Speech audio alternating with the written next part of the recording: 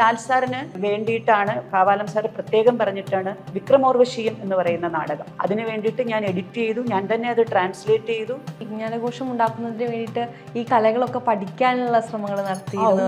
8 വർഷക്കാലമാണ് കൂടിയാട്ടം അഭ്യസിച്ചു. ലാൽ സാറിൻ്റെ ഫ്രണ്ട് രാജീവ് നാഥ് ഇവിടെ വന്നിട്ട് കർണഭാരത്തിൻ്റെ അദ്ദേഹം ആക്ട് ചെയ്ത സാധനം ഇംഗ്ലീഷിലേക്കൊന്ന് ട്രാൻസ്ലേറ്റ് ചെയ്ത് തരണമെന്ന് പറഞ്ഞു. ഒരുപക്ഷെ മലയാളത്തിൽ നിന്ന് സംസ്കൃതത്തിലേക്ക് ആദ്യമായി നാടകം തർജ്ജമ ചെയ്യുന്നത് ഞാനാണെന്നാണ് എനിക്ക് തോന്നുന്നത്. ലൈഫിൽ മാരേജ് പോലും ഞാൻ ഉപേക്ഷിച്ചു. ആക്ച്വലി എനിക്ക് കിട്ടിയ സാലറി മുഴുവനും പുസ്തകങ്ങൾ വാങ്ങിയാണ്. കൃഷ്ണ നിൻ രൂപം ധ്യാനിച്ചു നിന്റെ വേദാന്ത ശാസ്ത്രം എനിക്ക് നന്നായി പറഞ്ഞു തന്നത് അച്ഛനാണ്. അച്ഛൻ്റെ അത്രയും വെൽ റെഡായിട്ടൊരു വ്യക്തിയെ വേദാന്ത ശാസ്ത്രത്തിൽ ഞാൻ കണ്ടിട്ടുമില്ല. സാൻസ്ക്രിറ്റ് ഡെഡ് ലാംഗ്വേജ് ആണെന്നൊക്കെയാണ് ആളുകൾ പറയുന്നത്. ഡെഡ് ലാംഗ്വേജ് ആവുന്നത് എപ്പോഴാണ് നമ്മളത് സംസാര ഭാഷയല്ല സംസ്കൃതം. ഞാൻ വീണ്ടും പറയുകയാണ്, ഇപ്പൊ വലിയ വൈയാകരണനായിരുന്ന വാസുദേവൻ പൊറ്റി സാറ് പോലും പറഞ്ഞിട്ടുണ്ട് സംസ്കൃതത്തിൽ സംസാരിക്കരുത്, നിങ്ങൾ അങ്ങ് എഴുതുകയും പഠിക്കുകയും ചെയ്താൽ മതി. ഇപ്പോ തിരുവാതിരപ്പാട്ടിന് 2 വരി കൂടി പ്രേക്ഷകർക്ക് വേണ്ടി. സുരനാരി നടന വിലാസം പുരനാരി വലന വിലാസം വരനാരി മണിഗണലാസം സുരപുരി സമലസിത വിലാസം.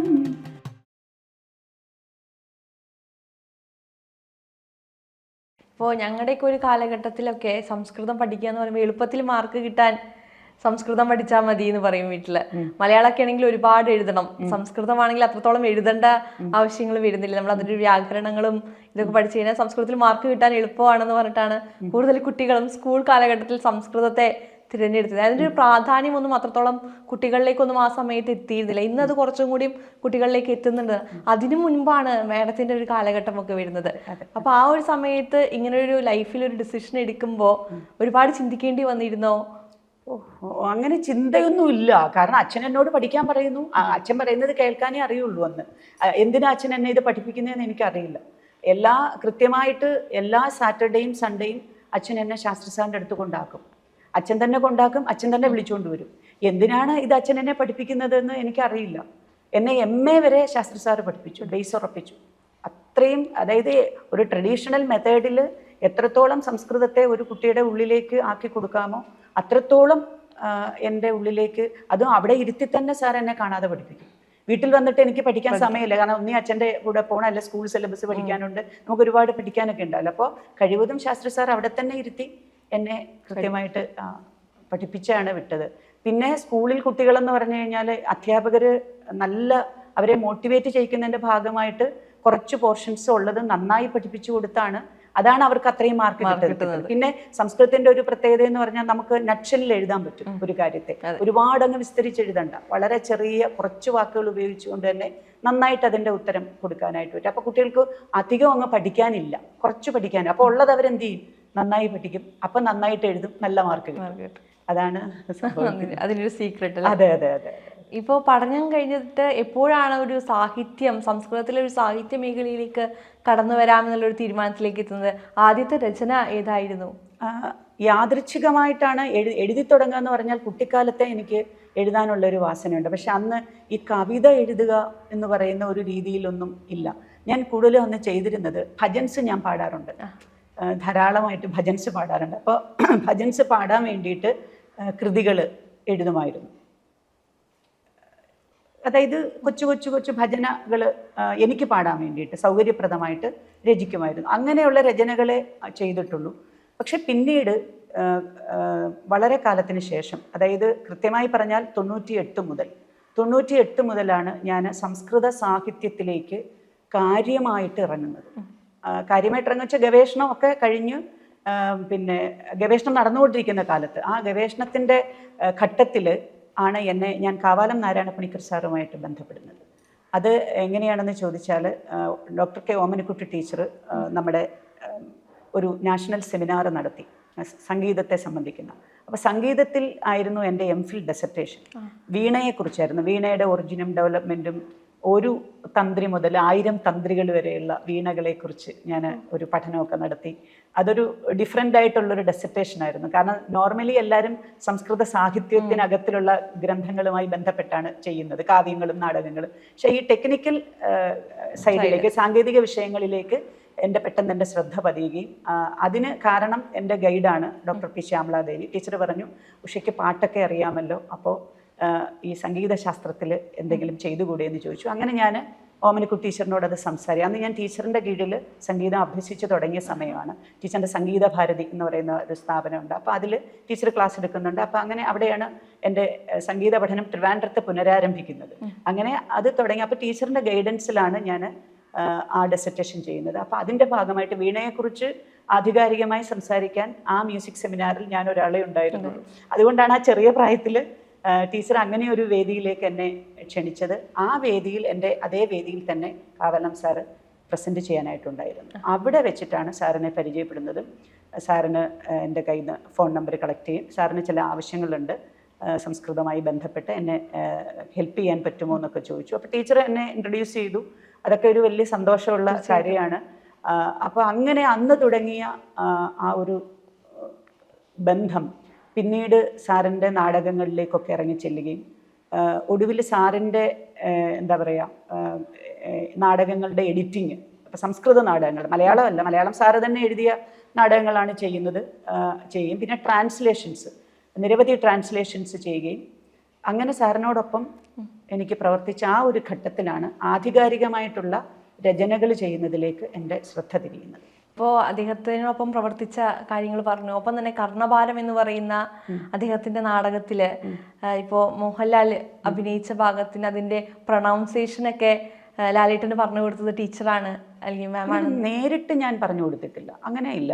ഞാൻ എല്ലാ നാടകങ്ങളും, ഇപ്പോൾ സംസ്കൃത നാടകങ്ങൾ പൂർണ്ണമായിട്ടും എത്ര സംസ്കൃത നാടകങ്ങൾ അദ്ദേഹം അവതരിപ്പിച്ചിട്ടുണ്ടോ ആ നാടകങ്ങളെല്ലാം തന്നെ ഞാൻ എഡിറ്റ് ചെയ്ത് കൊടുത്തതാണ്.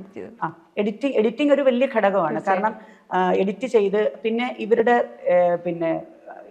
ഈ റിഹേഴ്സൽ നടക്കുന്ന സമയത്ത് നമുക്ക് ചെന്നിരുന്നിട്ട് ഈ ആക്സെന്റ് എങ്ങനെ ഉപയോഗിക്കണം എന്നുള്ളത് നമ്മൾ പറഞ്ഞു കൊടുക്കണം. അപ്പോൾ ഇപ്പം എവിടെ പോസ് ചെയ്യണം, എവിടെ അതിൻ്റെ നമ്മൾ കൂടുതൽ സ്ട്രെസ് ആക്സെന്റ് എവിടെ വരുന്നുണ്ട്, ഇതൊക്കെ അവർക്ക് പറഞ്ഞു കൊടുത്താലേ അവർ എഫക്റ്റീവ് ഡയലോഗ് റെൻഡറിങ് സാധ്യമാകത്തുള്ളൂ.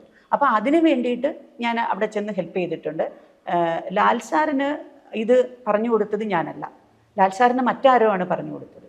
അതെനിക്കറിയില്ല. കാരണം ഞാൻ ഈ ബിഹൈൻഡ് ദ കട്ടനാണ്. ഒരിക്കലും ഞാൻ ഫ്രണ്ടിലോട്ട് വരികയോ ഒന്നും ചെയ്തിട്ടില്ല. പിന്നെ ലാൽ സാറിന് വേണ്ടിയിട്ടാണ് കാവാലം സാറ് പ്രത്യേകം പറഞ്ഞിട്ടാണ് വിക്രമോർവശീയം എന്ന് പറയുന്ന നാടകം അത് സാറിനെ കൊണ്ട് ചെയ്യണം എന്ന് പറഞ്ഞിട്ട് സാർ ഒരുപാട് ആഗ്രഹിച്ചിരുന്നു. കാവാലം സാർ ഒരുപാട് ആഗ്രഹിച്ചു.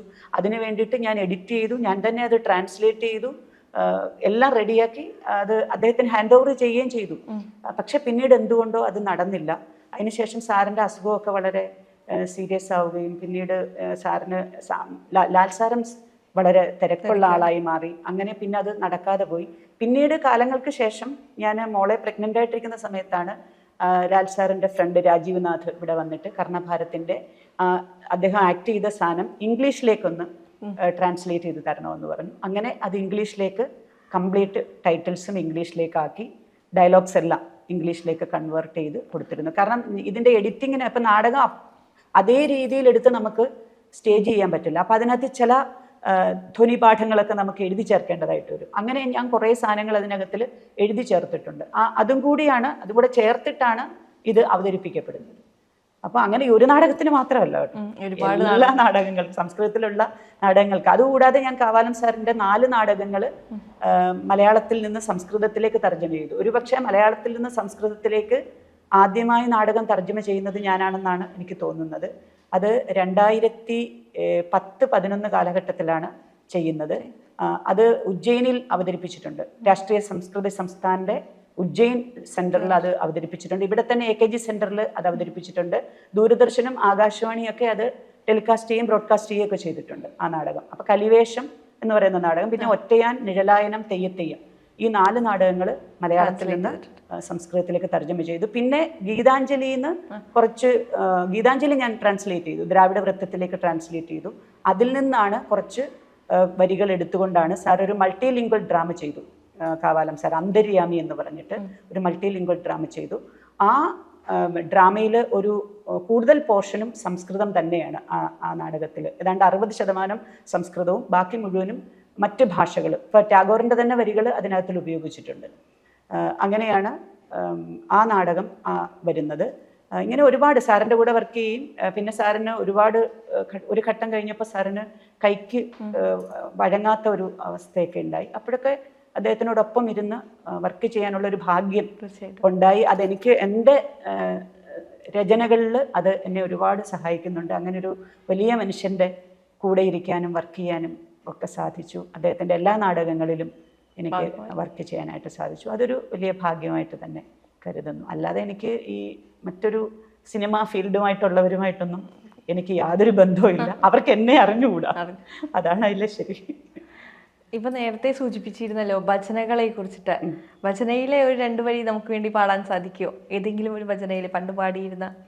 കൃഷ്ണ നിൻ രൂപം ധ്യാനിച്ചും നിന്റെ പുൽത്താർ ചേവടി കൂപ്പിയും എത്ര നാളായി വാഴുന്നു കണ്ണ ഇത്ര താമസം എത്തുവാ. ഏഴയാണു ഞാൻ ഏകയാണു ഞാൻ ആഴിമാതിൻ മണാളനേ.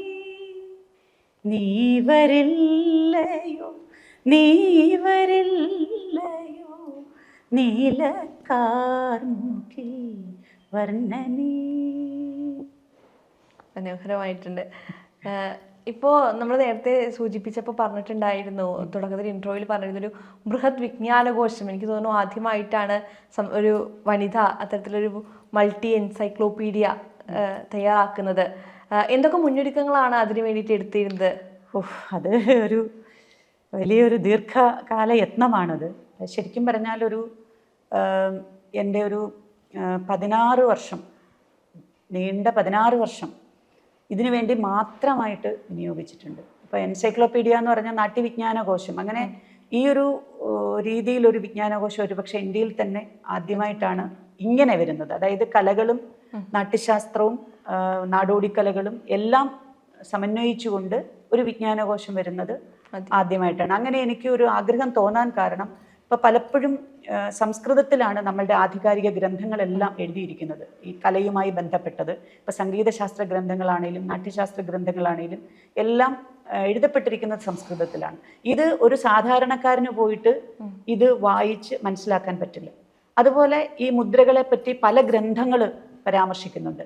അപ്പോൾ ഒരു മുദ്ര ഓരോ ആർട്ട് ഫോമിലും എങ്ങനെയാണ് ഉപയോഗിക്കുന്നത്, അല്ലെ ഏതൊക്കെ മുദ്രകൾ എവിടെയൊക്കെ എങ്ങനെയൊക്കെ ഉപയോഗിക്കുന്നു എന്നുള്ളത് ഇതിനെപ്പറ്റിയും ആളുകൾക്കറിയില്ല. അപ്പോൾ ഇതെടുത്ത് പരിശോധിക്കുക എന്ന് പറയുന്നത്, അതാത് ഗ്രന്ഥം പരിശോധിക്കുക എന്ന് പറയുന്നത് ആർട്ടിസ്റ്റുകളെ സംബന്ധിച്ചിടത്തോളം, അതിലുപരി സാധാരണ കുട്ടികളെ, ഞാൻ എപ്പോഴും കുട്ടികളെയാണ്, ഗവേഷകർ ഉൾപ്പെടെയുള്ളവർക്ക് ഇപ്പോൾ ഒരു ടേമിൻ്റെ അർത്ഥം എന്താണെന്ന് അറിയണം. ഉടനെ അവർക്ക് ആ ഗ്രന്ഥം പോയി എടുത്ത് അതിൽ സംസ്കൃതത്തിൽ എഴുതി വെച്ചിരിക്കുന്നത്, അല്ലെങ്കിൽ പിന്നെ അതിൻ്റെ ട്രാൻസ്ലേഷൻ ഇംഗ്ലീഷ് ആയിരിക്കും. ഇനി എന്ന് മാത്രമല്ല, അതിനെ വേണ്ട രീതിയിലൊന്നും മനസ്സിലാക്കിയെടുക്കാനായിട്ട് നല്ല പ്രയാസമായിരിക്കും, എങ്ങനെയാണത് പ്രയോഗിച്ചിരിക്കുന്നത് എന്നുള്ളത്. അപ്പം അങ്ങനെ എനിക്കൊരു ആഗ്രഹം തോന്നിയിട്ട് ആദ്യം എനിക്ക് കൂടിയാട്ടത്തെക്കുറിച്ച് ചെയ്യണമെന്നാണ് ആദ്യം തോന്നിയത്. പക്ഷെ പിന്നീട് അത് ആ ചിന്ത വളർന്ന് കഥകളി, മോഹിനിയാട്ടം, കേരളത്തിലെ നാടോടിക്കലകൾ, അനുഷ്ഠാന കലകൾ, ഇതിലേക്കെല്ലാം കടന്നു പോവുകയും അപ്പോഴാണ് ഇതിനകത്തിലെല്ലാം ഈ ശാസ്ത്രഗ്രന്ഥങ്ങളിലെ സാങ്കേതിക നാമങ്ങളെല്ലാം ഈ കലകളിലെല്ലാം ഉപയോഗിക്കപ്പെടുന്നുണ്ട്. അപ്പോൾ എങ്കിൽ പിന്നെ അങ്ങനെ ശാസ്ത്രഗ്രന്ഥങ്ങളിലേക്കും പ്രവേശിച്ചു. നാട്യശാസ്ത്രം അറിയാലോ, 36 അധ്യായം തന്നെ നമുക്കതൊന്ന് മനസ്സിലാക്കി. ഇപ്പോൾ ഒരാളുടെയും ഗ്രന്ഥം നമുക്കതിന് ആധികാരികമായിട്ട് എടുക്കാൻ പറ്റില്ല, കാരണം അവർ എഴുതി വെച്ചിരിക്കുന്ന തെറ്റാണോ എന്ന് നമുക്കറിയാൻ പറ്റത്തില്ല. അപ്പോൾ അത്ര സൂക്ഷ്മമായിട്ട് ഓരോ ശ്ലോകവും പരിശോധിച്ചതിന് ശേഷമേ നമുക്ക് എല്ലാത്തിനും ഞാനൊരു കാർഡ് രൂപത്തിലേക്ക് എഴുതുകയായിരുന്നു. കാരണം പിന്നീട് ഈ ആൽഫബറ്റിക് ഓർഡറിൽ ഇതിനെ അടുക്കാൻ വേണ്ടിയിട്ട് എല്ലാം കാർഡ് രൂപത്തിലാക്കി അടുക്കി അങ്ങനെ എല്ലാ ശാസ്ത്രഗ്രന്ഥങ്ങളും ഏതാണ്ട് 3 വോളിയം ആണ് ഇപ്പം ഇറങ്ങിയിരിക്കുന്നത്. ഒരു 10 വോളിയത്തോളം ഉണ്ടത്. ഇനി അതിൻ്റെ ബാക്കി പണികൾ ചെയ്തുകൊണ്ടിരിക്കുകയാണ്. ഇപ്പം സംഗീതശാസ്ത്ര ഗ്രന്ഥം തന്നെ ഏതാണ്ട് 125ഓളം സംഗീതശാസ്ത്ര ഗ്രന്ഥങ്ങൾ എൻ്റെ കയ്യിലുണ്ട്, നമുക്ക് ലഭ്യമായിട്ടുള്ളത്. അത് Adyar manuscript library, Calcutta manuscript library, അങ്ങനെ ഞാൻ കേരളത്തിൽ ഒരു കുഞ്ഞ് പിന്നെ ബുക്ക് സ്റ്റാൾ കണ്ടാലും ഞാൻ അവിടെ കയറും. ഒരു കുഞ്ഞു ബുക്ക് സ്റ്റാൾ കണ്ടാലും അപ്പോൾ അവിടെ കയറിയിട്ട് ഞാൻ ഇങ്ങനെ എന്തെങ്കിലും ഇതുമായിട്ട്, ചിലപ്പോൾ ഒരു കുഞ്ഞു പബ്ലിക്കേഷൻ ആയിരിക്കും, നമുക്കറിയാൻ പറ്റത്തില്ല. അപ്പം ഞാൻ അവരോട് ചോദിക്കും, ഇത് എന്തെങ്കിലും നാട്യവുമായിട്ടോ നൃത്തവുമായിട്ടോ ഒക്കെ ബന്ധപ്പെട്ട് എന്തെങ്കിലും പുസ്തകം ഉണ്ടോ എന്ന് ചോദിക്കും. ആക്ച്വലി എനിക്ക് കിട്ടിയ സാലറി മുഴുവനും പുസ്തകങ്ങൾ വാങ്ങിയാണ് കൂടുതൽ. എൻ്റെ കയ്യിൽ എനിക്കൊന്ന് കലാസംബന്ധിയായിട്ടുള്ള മിക്കവാറും എല്ലാ ഗ്രന്ഥങ്ങളും എൻ്റെ കയ്യിലുണ്ട്. അതായത് നമുക്ക് ഒരു സാധാരണക്കാരന് വായിച്ച് ഇതെങ്ങനെ മനസ്സിലാക്കണം. ഇപ്പം തന്നെ എൻ്റെ അടുത്ത് ഒരാൾ ചോദിക്കുകയാണ് സോപാന സംഗീതത്തെ പറ്റി എന്താണ്, അപ്പോൾ അത് മനസ്സിലാക്കുന്നിട്ട് മറുപടി ഇട്ടിരിക്കുകയാണ്, മാമിൻ്റെ പുസ്തകമാണ് ഞങ്ങളെ ഇതിന് സഹായിച്ചത്. കാരണം പെട്ടെന്ന് സോപാന സംഗീതം എന്താണെന്ന് തോന്നുമ്പോൾ ഓടിയെടുത്ത് അത് വായിച്ചു കഴിഞ്ഞാൽ അതിൽ ഞാൻ വളരെ എക്സ്പ്ലെയിൻ ചെയ്തിട്ട് എങ്ങനെയാണ് അത് നമുക്ക് ഒരു ഈസിലി നമുക്ക് എങ്ങനെ അത് മനസ്സിലാക്കാൻ പറ്റും എന്നുള്ള രീതിയിലേക്ക് അത് മുഴുവനും എഴുതി ചേർത്തിട്ടുണ്ട്. അങ്ങനെ കിട്ടാവുന്നതല്ല, അത് ഇനിയും അത് ഡെവലപ്പ് ചെയ്യാം. അത് നമ്മളിപ്പം ശബ്ദധാരാവലി ഉണ്ടായ സമയത്ത് ഒരു ചെറിയ പുസ്തകമായിരുന്നു അത്, ഇല്ലേ? പിന്നീട് അതിലേക്ക് ഓരോ കാലങ്ങൾ കഴിയുന്തോറും അതിലേക്ക് മെറ്റീരിയൽ ആഡ് ചെയ്താണ് അത് പിന്നീട് നമ്മൾ ഇന്ന് ഉപയോഗിക്കുന്ന ഏറ്റവും പര്യാപ്തമായിട്ടുള്ളൊരു ശബ്ദധാരാവലിയായിട്ട് നമുക്ക് കിട്ടിയത്. അതുപോലെ ആണ് അതിൻ്റെ ഒരു ബേസ് നമ്മൾ ഉണ്ടാക്കി വെച്ചു. അത് 3 വോളിയം ഓൾറെഡി ഇറങ്ങി, ഇനി അതിൻ്റെ ബാക്കിയുടെ പണിപ്പുരയിലാണ് നടന്നുകൊണ്ടിരിക്കുകയാണ്. ഇപ്പോൾ ഈ വിജ്ഞാനകോശം ഉണ്ടാക്കുന്നതിന് വേണ്ടിയിട്ട് ഈ കലകളൊക്കെ പഠിക്കാനുള്ള ശ്രമങ്ങൾ നടത്തിയിരുന്നു, ഒരുപാട് കലകൾ പഠിച്ചിട്ടുണ്ട് അതിന് വേണ്ടിയിട്ട്. ആ ഒരു യാത്ര എങ്ങനെയുണ്ടായിരുന്നു? അതൊരു ഞാൻ പറഞ്ഞില്ലേ, ഒരു ലൈഫിൽ മാരേജ് പോലും ഞാൻ ഉപേക്ഷിച്ചു. എനിക്ക് 19 വയസ്സ് തൊട്ട് വിവാഹാലോചന വന്ന ഒരാളാണ്, അത് ഞാൻ ഉപേക്ഷിച്ചു ശരിക്കും. പിന്നീട് കലകൾ പഠിക്കാനായിട്ട് അതിൽ ഏറ്റവും ആദ്യം സംഗീതം പഠിക്കുക എന്നുള്ളതാണ്. കാരണം ബാക്കി കലകളൊക്കെ നമുക്കൊരു ഏകദേശ ധാരണയിൽ വേഗം മനസ്സിലാക്കാൻ പറ്റും, പക്ഷെ സംഗീതം അങ്ങനെ വേഗം മനസ്സിലാക്കാൻ പറ്റില്ല. അത് സൂക്ഷ്മമായ ഒരു ശാസ്ത്രമാണ്. ഒരു ഒക്ടേവിനകത്ത് വരുന്ന ആ ഫ്രീക്വൻസി ലെവൽ വെച്ചിട്ട് ആണ് അതിൻ്റെ സ്വരങ്ങളുടെ സ്ഥാനം നിർണ്ണയിക്കുന്നത്. ആ സ്വരങ്ങളുടെ അത് 22ഉം 24 ഒക്കെ പറയുന്നുണ്ട്. ആ സ്വരങ്ങളുടെ വ്യത്യാസം അനുസരിച്ച് അതിൻ്റെ പ്രയോഗ വ്യതിയാനം അനുസരിച്ച് രാഗങ്ങൾ മാറി മാറി ഉപയോഗിക്കുന്നു. ഇതിനെ നമ്മൾ മനസ്സിലാക്കണമെങ്കിൽ ഇതൊരിക്കലും ദൂരെ നിന്ന് നമുക്ക് ഇങ്ങനെയാണ് സംഗീതം എന്ന് പറയാൻ പറ്റില്ല. അതിനു വേണ്ടിയിട്ട് ആധികാരികമായിട്ട് പഠിച്ചു. ആ പഠിച്ചതെന്ന് പറഞ്ഞാൽ ഒന്ന് സംഗീതം പ്രായോഗികമായി പഠിക്കുക എന്നതിനപ്പുറം ഈ മ്യൂസിക്കോളജിയിൽ സംഗീതശാസ്ത്രത്തിൽ ഉണ്ടായിട്ടുള്ള എല്ലാ ഗ്രന്ഥങ്ങളും സംസ്കൃത ഗ്രന്ഥങ്ങളും ഞാൻ ശേഖരിച്ചു. എൻ്റെ കയ്യിലൊരു വലിയ ഭണ്ഡാരം തന്നെയുണ്ട് സംഗീതശാസ്ത്ര ഗ്രന്ഥങ്ങളുടെ.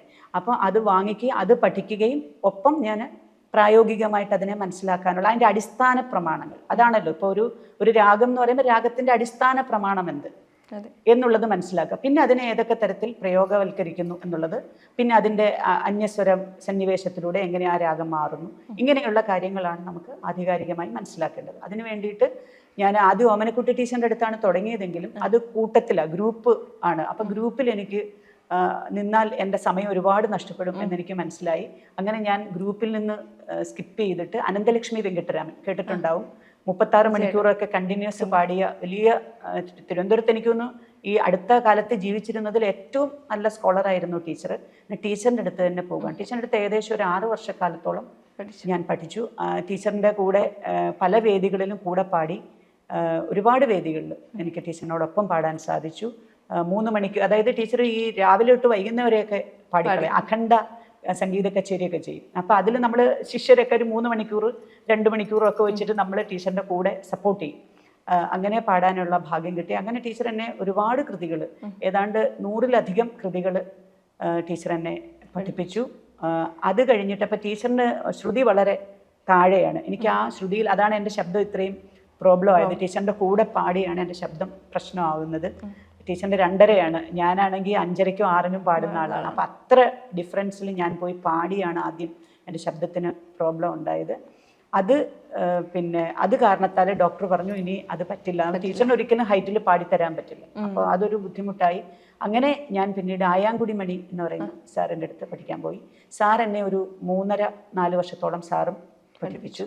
സാറ് വർണ്ണങ്ങൾ മാത്രമാണ് പഠിപ്പിച്ചത്, കീർത്തനങ്ങളിലേക്ക് അധികം സാർ. ഞാൻ പറഞ്ഞു സാറേ എനിക്ക് എഴുതാൻ വേണ്ടിയിട്ടാണ്, ഞാനൊരു പെർഫോമർ ആവാൻ വന്നതല്ല, എനിക്ക് എഴുതണം. അതുകൊണ്ട് എന്നെ ഏറ്റവും അതിൻ്റെ യഥാർത്ഥ വസ്തുത മനസ്സിലാക്കി തരാൻ വേണ്ടിയിട്ട് അതിൻ്റെ എല്ലാ രാഗസഞ്ചാര വഴികളും ഒക്കെ എനിക്കൊന്ന് മനസ്സിലാക്കി. അങ്ങനെ സാറ് നമ്മുടെ ദക്ഷിണേന്ത്യൻ സംഗീതത്തിലുള്ള വർണ്ണങ്ങളും അതുകൂടാതെ പുറത്തുള്ള സാറിൻ്റെ കളക്ഷനിലുള്ള പ്രധാനപ്പെട്ട വർണ്ണങ്ങളും എല്ലാം സാറ് വളരെ കൃത്യമായി എന്നെ പഠിപ്പിച്ചു. പിന്നീട് ഞാൻ എൻ്റെ എഴുത്തിലേക്ക് കൂടുതൽ കോൺസെൻട്രേറ്റ് ചെയ്തപ്പം ഒരു എഴുതാൻ പാകത്തിനുള്ളത് ഏകദേശം എനിക്ക് അപ്പോഴേക്കും ആർജിച്ചു, എനിക്ക് എഴുതാൻ പറ്റും. പിന്നെ ഡൗട്ട് വരുവാണെങ്കിൽ നമുക്ക് അതിൻ്റെ ഒരു ഹയർ ഓപ്ഷന് വേണ്ടിയിട്ട് ആരെങ്കിലും നമുക്ക് സമീപിച്ചാൽ മതി എന്നുള്ള ഒരു അത്രയും എത്തിയപ്പോൾ ഞാൻ പിന്നീട് എൻ്റെ എഴുത്തിലേക്ക് തിരികെയായിരുന്നു. ഇതേ സമയം തന്നെ മാർഗി സതിയുടെ കീഴിൽ നങ്ങിയാർകൂത്ത് കൂടിയാട്ടം പഠിക്കാനായിട്ട് പോയി. 8 വർഷക്കാലമാണ് കൂടിയാട്ടം അഭ്യസിച്ചത്. കാരണം കൂടിയാട്ടം ഒരിക്കലും നമുക്ക് ഞാൻ കണ്ടു നോക്കി, ഒന്ന് വേദിയിലൊക്കെ പോയി കണ്ടു നോക്കിയപ്പോൾ എനിക്ക് മനസ്സിലായി ഇതിങ്ങനെ കണ്ടതുകൊണ്ട് ഒന്നും മനസ്സിലാക്കാൻ പറ്റില്ല, ഇത് ശരിക്കും പഠിച്ച് തന്നെ നമുക്ക് ഇത് ആസ്വദിക്കാൻ പറ്റുള്ളൂ, നന്നായി ആസ്വദിക്കാൻ പറ്റുമെന്നും എനിക്ക് മനസ്സിലായി. അങ്ങനെ സതിശേഷിയുടെ അടുത്ത് പോയിട്ട് ചേച്ചി എന്നെ കൂടിയാട്ടത്തിൻ്റെ എല്ലാ വശങ്ങളും എനിക്ക് പറഞ്ഞു തന്നു. ഇല്ല, ഞാൻ ഒരു കലയും സംഗീത കച്ചേരി അല്ലാതെ, സംഗീതം ഔപചാരികമായിട്ട് വേദിയിൽ ആരെങ്കിലും അവതരിപ്പിച്ചിട്ടുണ്ട്, അല്ലാതെ ഞാൻ വേറൊരു കലയും ഞാൻ വേദിയിൽ അവതരിപ്പിച്ചിട്ടില്ല. എന്നിട്ട് ചേച്ചി എന്നെ കൂടെ കൊണ്ടുപോയി കലാമണ്ഡലത്തിൽ കൊണ്ടുപോയി കൂടെ താമസിപ്പിച്ചു. ആ കലാമണ്ഡലത്തിലെ ഓരോ കളരികളും കൊണ്ടുപോയി കാണിച്ചു എനിക്ക് എഴുതാൻ വേണ്ടിയിട്ട്. അവിടുത്തെ നടക്കുന്ന ആ സാധനാക്രമങ്ങളെല്ലാം എനിക്ക് കാണിച്ചു തന്നു. അങ്ങനെ ആണ് പിന്നെ എല്ലാ കലകളും ഞാൻ ഒരു പരിധി വരെ ഞാൻ മനസ്സിലാക്കിയത്. പിന്നീട് കുട്ടിക്കാലത്ത് ഞാൻ ഒരു ചൈൽഡ്ഹുഡ് ഏജിൽ അച്ഛൻ എന്നെ മിക്കവാറുമുള്ള കലകളൊക്കെ പഠിപ്പിച്ചിട്ടുണ്ട്. വീട്ടിൽ തന്നെ ആളെ വരുത്തി നമുക്ക് പഠിപ്പിച്ച് തന്നിട്ടുണ്ട്. അപ്പോൾ അങ്ങനെയുള്ള വലിയ കാര്യങ്ങൾ അച്ഛൻ ചെയ്ത് തന്നിട്ടുണ്ട്. അപ്പോൾ തുടക്കം കുറിച്ചത് അച്ഛൻ തന്നെയാണ്. എല്ലാത്തിനും അക്ഷരം പഠിപ്പിച്ചതുൾപ്പെടെ അച്ഛനാണ് എൻ്റെ പ്രഥമ ഗുരു. അത് കഴിഞ്ഞിട്ടേ ആർക്കും സ്ഥാനമുള്ളൂ ജീവിതത്തിൽ. ഏറ്റവും കൂടുതൽ ഇപ്പോൾ വേദാന്തത്തിലാണെങ്കിലും വേദാന്ത ശാസ്ത്രം എനിക്ക് നന്നായി പറഞ്ഞു തന്നത് അച്ഛനാണ്. അച്ഛൻ്റെ അത്രയും വെൽ റെഡായിട്ടൊരു വ്യക്തിയെ വേദാന്ത ശാസ്ത്രത്തിൽ ഞാൻ കണ്ടിട്ടുമില്ല. അത്രയും ആധികാരികമായിട്ട് എല്ലാ ഗ്രന്ഥങ്ങളും നന്നായി വായിച്ച് അതിൻ്റെ പ്രായോഗിക തലം കൂടി മനസ്സിലാക്കിയ ഒരു വ്യക്തിത്വമായിരുന്നു അച്ഛൻ. അതുകൊണ്ട് അച്ഛനെ കഴിഞ്ഞേ ഉള്ളൂ ആരും. ഇപ്പോൾ സംസ്കൃതത്തിൽ ഒരു തിരുവാതിരപ്പാട്ട് രചിച്ചിട്ടുണ്ട്, അതും ആദ്യമായി ചെയ്യുന്ന വനിതയാണ്. എനിക്ക് തോന്നുന്നു ഈ തിരുവാതിരപ്പാട്ട് സംസ്കൃതത്തിൽ രചിക്കുന്ന സമയത്ത് എങ്ങനെയായിരുന്നു ആ ഒരു പ്രോസസ്സ്, എങ്ങനെയായിരുന്നു? ഒപ്പം തന്നെ അതിനെ കൊറിയോഗ്രാഫി ചെയ്തതും അതിന് താളം വെച്ചതും ഒക്കെ ടീച്ചർ തന്നെയാണ്. അതെ, മ്യൂസിക് ചെയ്ത് ഞാൻ തന്നെ പാടി. അതൊരു എന്താണ് സർവതല സ്പർശിയായിട്ടങ്ങ് പോയി അത്. കാരണം എഴുതി എന്ന് മാത്രമല്ല, എഴുതി സംഗീതം ചെയ്തു, പിന്നീട് അത് പിന്നെ കൊറിയോഗ്രാഫി ചെയ്തു. ഞാൻ എൻ്റെ തന്നെ സ്റ്റുഡൻസിനെ കൊണ്ട് അവരെ പഠിപ്പിച്ചു, അവരെ വേദിയിൽ അവതരിപ്പിച്ചു. അങ്ങനെയായിരുന്നു. അതും ഈ പറഞ്ഞതുപോലെ യാദൃച്ഛികമായി സംഭവിച്ചതാണ്. നമ്മളങ്ങനെ എഴുതാൻ വേണ്ടി അങ്ങനെ പ്ലാൻ ചെയ്തൊന്നും ഇരുന്നില്ല. എനിക്കൊരു ദിവസം തോന്നുവാണ്, മലയാളത്തിൽ ഒരുപാട് തിരുവാതിരപ്പാട്ടുകളുണ്ടല്ലോ, എന്തുകൊണ്ട് സംസ്കൃതത്തിൽ തിരുവാതിരപ്പാട്ട് വന്നുകൂടാ? അപ്പം സംസ്കൃതത്തിൽ ഇത് തിരുവാതിര നമുക്ക് എഴുതാൻ പറ്റും, അല്ലെങ്കിൽ ദ്രാവിഡ ഛായയിൽ നമുക്കത് പാടാൻ പറ്റും, ആ ഭാഷ അങ്ങനെ വഴങ്ങുന്നതാണോ, അല്ലെങ്കിൽ വഴങ്ങുമല്ലോ എന്നുള്ള, കാരണം കാവാലം സാറിൻ്റെ കൂടെ വർക്ക് ചെയ്തതാണ് എന്നെ ആ രീതിയിൽ ചിന്തിപ്പിച്ചത്. അപ്പം സാറ് പറഞ്ഞിട്ടുണ്ട്, നമുക്ക് ഉള്ളിൽ താളമുണ്ട്, ഹൃദയമാണ് താളം, ഹൃദയ താളത്തിൽ ആണ് നമ്മൾ ശ്രദ്ധിച്ചാൽ മതി. ആ ഹൃദയ താളത്തിലാണ് എല്ലാ ഛന്ദസ്സും പിറന്നു വീഴുന്നത്. അപ്പോൾ ആ താളം അനുസരിച്ച് നമുക്ക് എല്ലാം എഴുതാൻ പറ്റും. അപ്പോൾ അദ്ദേഹത്തിനോടൊപ്പം എത്രയോ അധികം മോഹിനിയാട്ടത്തിന് വേണ്ടിയിട്ടുള്ള പദങ്ങൾ, അങ്ങനെ ധാരാളം അദ്ദേഹത്തിൻ്റെ രചനകളിൽ കൂടെ ഇരുന്നത് കൊണ്ട് നമുക്ക് ആ എന്തൊക്കെയാണ് അതിനകത്തിൽ ആവശ്യമായിട്ടുള്ളത് എന്ന് നമുക്ക് മനസ്സിലാക്കാനായിട്ട് സാധിച്ചു. അങ്ങനെ ഒരു ഗുരുവിൻ്റെ സാന്നിധ്യമാണ് ജീവിതത്തിൽ കിട്ടിയ, ഞാൻ വീണ്ടും പറയുകയാണ്, അതെനിക്ക് കിട്ടിയ ഒരു സൗഭാഗ്യമാണ്. ആ മെമ്മറി ഉള്ളത് കൊണ്ടും എനിക്ക് തിരുവാതിരപ്പാട്ട് എഴുതണമെന്ന് തോന്നിയപ്പം തിരുവാതിര പദം മാത്രമല്ല എഴുതിയത്, കുമ്മിയും എഴുതി, ദണ്ഡകവും കൂടി എഴുതി. ആ ദണ്ഡകം എഴുതിയത് സാധാരണഗതിയിൽ വീരവിരാട കുമാര വിഭവം എന്നുള്ള ദണ്ഡകം മാത്രമാണ് നമുക്ക് കിട്ടിയിട്ടുള്ളത്. പക്ഷേ എനിക്ക് തോന്നി അതേ താളക്കെട്ടിൽ അതേ ക്രമത്തിൽ നമുക്ക് എന്തുകൊണ്ട് സംസ്കൃതത്തിൽ എഴുതിക്കൂടാ. പക്ഷെ സംസ്കൃതത്തിൽ എഴുതിയപ്പോഴാണ് അതിൻ്റെ ഒരു പവർ എനിക്ക് മനസ്സിലായത്. അങ്ങനെ തിരുവാതിര പദവും എഴുതി, ദണ്ഡകവും എഴുതി. അത് എന്ന് എഴുതിയത് മാത്രമല്ല, അത് പല വേദികളിലായിട്ട് എനിക്കത് കുട്ടികളെ കൊണ്ട് അത് അവതരിപ്പിക്കാനും സാധിച്ചു. അങ്ങനെ അതിനുശേഷം എനിക്കൊന്ന് ഇപ്പം പദങ്ങളൊക്കെ ധാരാളം ആളുകൾ എഴുതി തുടങ്ങി. കാരണം പറ്റുന്ന ആളുകൾക്കൊരു നമ്മളൊരു വഴി തുറന്നു കൊടുക്കുകയല്ലേ, ഇത് സാധ്യമാണ് എന്ന് നമ്മൾ തുറന്നു കൊടുക്കുകയാണ്. അപ്പൊ പിന്നീട് എഴുതാം. കാരണം സാൻസ്ക്രിറ്റിലേക്ക് കോൺട്രിബ്യൂഷൻ വന്നാലേ, സാൻസ്ക്രിറ്റ് ഡെഡ് ലാംഗ്വേജ് ആണെന്നൊക്കെയാണ് ആളുകൾ പറയുന്നത്. ഡെഡ് ലാംഗ്വേജ് ആവുന്നത് എപ്പോഴാണ്? നമ്മളത് സംസാര ഭാഷയല്ല സംസ്കൃതം. ഞാൻ വീണ്ടും പറയുകയാണ്, സംസ്കൃതം എന്ന് പറയുന്ന ഡോക്യുമെന്റേഷനുള്ള ഒരു ആർട്ടിഫിഷ്യൽ ലാംഗ്വേജ് ആണത്. അത് വേദത്തിനെ ആശ്രയിച്ചുകൊണ്ട് പാണിനി മഹർഷി അതിനെ ഒരു രീതിയിൽ അതിനെ ചിട്ടപ്പെടുത്തിയെടുത്തു. അതാണ് നമ്മൾ ഇന്ന് ഉപയോഗിക്കുന്ന സംസ്കൃതം. പക്ഷെ അത് സംസാര ഭാഷയിലേക്ക് വരുമ്പോൾ വളരെ പ്രയാസമാണത് സംസാരത്തിൽ. ഇപ്പോ കുറച്ചുപേരെ ഞാൻ ഇന്റർവ്യൂ എടുക്കാൻ പോകുന്ന സമയത്ത് സംസ്കൃതത്തിൽ സംസാരിക്കുന്ന കുറച്ചുപേരെ കണ്ടിട്ടുണ്ട്. സംസ്കൃതം സംസാരിക്കുന്നുണ്ടെങ്കിലും അതിലൊക്കെ നമുക്കറിയാലോ ഒരു പെർഫെക്ഷൻ അതിൽ വരാൻ പ്രയാസമാണ്. സംസാരിക്കുന്നുണ്ട്, പക്ഷേ മിസ്റ്റേക്സ് കടന്നു വരും. അത് കാരണം അത്രയും ഒരു റിച്ച് ലാംഗ്വേജ് ആണ് സാൻസ്ക്രിറ്റ് എന്ന് പറയുന്നത്. അതിൻ്റെ സ്ട്രക്ചർ അങ്ങനെയാണ്. അപ്പം നമ്മൾ പറഞ്ഞു പോകുമ്പോൾ കറക്റ്റായിട്ട് പറയാൻ പറ്റും, ഇല്ലെന്നല്ല, പറയാൻ പറ്റും. പക്ഷെ അത്രയും നന്നായി പറയുന്നവരുടെ എണ്ണം വളരെ കുറവാണ്. ഇപ്പൊ വലിയ വൈയാകരണനായിരുന്ന വാസുദേവൻ പോറ്റി സാറ് പോലും പറഞ്ഞിട്ടുണ്ട്, സംസ്കൃതത്തിൽ സംസാരിക്കരുത്, നിങ്ങൾ അങ്ങ് എഴുതുകയും പഠിക്കുകയും ചെയ്താൽ മതി എന്ന് പറഞ്ഞിട്ടുണ്ട്. അപ്പൊ നമുക്ക് ചെയ്യാൻ പറ്റുന്ന ഏറ്റവും വലിയ കാര്യം ആ ലിറ്ററേച്ചറിലേക്ക് കോൺട്രിബ്യൂട്ട് ചെയ്യുക എന്നുള്ളതാണ്. അപ്പൊ എല്ലാ ആംഗിളിലും നമുക്ക് പറ്റാവുന്നത്ര നമ്മൾ ഇപ്പൊ കാവ്യരൂപത്തിൽ കോൺട്രിബ്യൂട്ട് ചെയ്യാം, നാടക രൂപത്തിൽ കോൺട്രിബ്യൂട്ട് ചെയ്യാം. ഇപ്പൊ സംഗീത കൃതികൾ എഴുതിയിട്ടുണ്ട്. പിന്നെ ഇപ്പം തിരുവാതിര പദം നാടകത്തിന് ഞാൻ ഗാനങ്ങൾ എഴുതിയിട്ടുണ്ട്. നാടക ഗാനങ്ങൾ, ഹസ്ബൻഡിന്റെ തന്നെ നാടകങ്ങൾക്ക് വേണ്ടി അവതരണ ഗാനങ്ങൾ എഴുതി കൊടുത്തിട്ടുണ്ട്. അപ്പൊ ഇതൊക്കെ നമ്മൾ എങ്ങനെ ചെയ്തു കൊടുത്താലേ ആ ഭാഷ നിലനിൽക്കുന്നു. സമസ്ത മേഖലയിലും നമുക്ക് ഈ സംസ്കൃതത്തിനെ നമുക്ക് ഉപയോഗിക്കാൻ പറ്റും. ഇപ്പോ തിരുവാതിര പാട്ടിന് 2 വരി കൂടി പ്രേക്ഷകർക്ക് വേണ്ടി.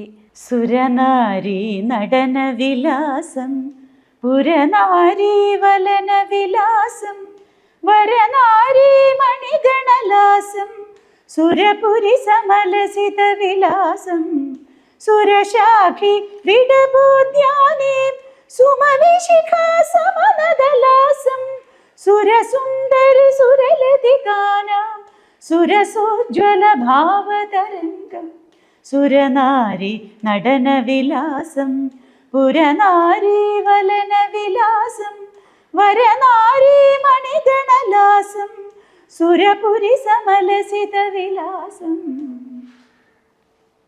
ഇനി ഇതിൻ്റെ കുമ്മി എന്ന് പറയുന്നത് നമ്മുടെ വീരവിരാട കുമാരവിഭവം എന്ന താളക്കെട്ടിൽ തന്നെ ചെയ്തിരിക്കുന്നതാണ്. ശ്രീരംഗപട്ടണേ സന്നിവാസം ശ്രീപതിം ശ്രീമതാമഗ്രണീയം ശ്രീകരം ശ്രീമതാമർച്ചനീയം ശ്രീരംഗനാഥം സദാ നമാമി.